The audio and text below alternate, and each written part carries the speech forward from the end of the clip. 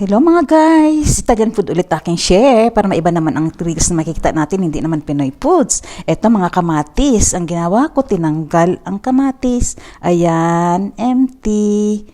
Tapos, lagyan siya ng salted fish. Ito, at sinatsemol, tinapay.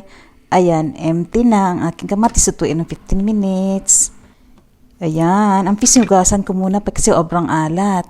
Tinanggal ko rin ang tubig ng kamatis para hindi sobrang tubig dami. Ayan na, mix ko yung salted fish after mahugasan at lagyan ng prezzemolo.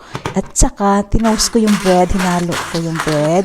I-grind ko siya bago ko ilagay sa tomato na kinuk ko sa oven for 15 minutes. Ayan na, gilagay ko na ang filling ng tomatoes bago ko i-oven ulit at para lagyan siya ng mozzarella or kahit anong melted cheese para magdagdag lasa.